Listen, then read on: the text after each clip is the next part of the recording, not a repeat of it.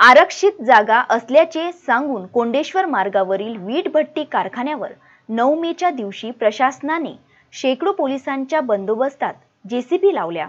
100 पोलीससह 6 police अधिकारी आणि 60 महसूल अधिकारी यांनी या कार्यवाहीमध्ये सहभाग घेतला होता। अतिक्रमण कारवाईत वीट भट्टी मालक यांचा लाखोचा माल मातीमोल करण्यात आला। यावेळी जिल्हाधिकारी यांनी 20 मे पर्यंत स्थगिती दिली होती, तर वीट भट्टी मालकांनी न्यायालयात धाव घेतली।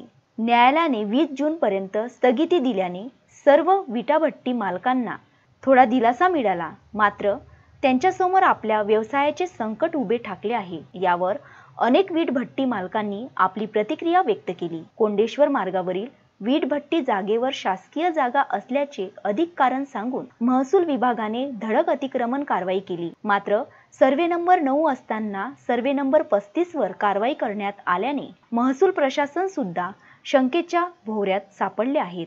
जिल्हाधिकारी यांनी 20 मे पर्यंत अतिक्रमण कारवाई करण्यास स्थगिती दिली, मात्र 20 मे पर्यंत येथील अनेक कच्चा माल वीट दुसरीकडे नेणे शक्य नसल्याचे आता वीट भट्टी मालक व मजुरांच्या सहाय्याकरिता अमरावती शहरातील अनेक राजकीय पदाधिकारी नागरिक धावून येताना दिसत आहेत। तो ऐसा साव बना के रह रहे। ये सब गिरा दिए थे क्या? सब गिराया, नहीं तो गिराया। मतलब कितने लोग थे यहाँ पे? आप बहुत सारे जने का मतलब यहाँ पे आपके मतलब आपके जो लोग हैं, तो ये लोग कितने थे यहाँ पे? ये लगता 100-150 150 लोग थे। अभी 150 लोग कहाँ पे मिलेंगे? वो गए गाँव में। गाँव में गए। हाँ, सबके बच्चे थे? हाँ, सबको बच्चा।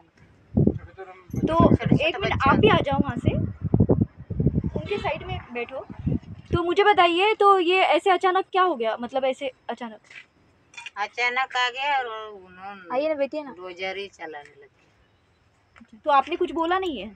हम रहेंगे कहाँ पे? हमें रहने के लिए जगह नहीं है, हमें कुछ मतलब हमारे छोटे छोटे बच्चे हैं, जगह ही नहीं रही।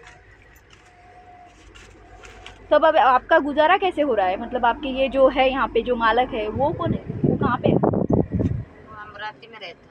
अमरावती में रहते हैं। अर्चना रक्षे, विदर्भ न्यूज, अमरावती।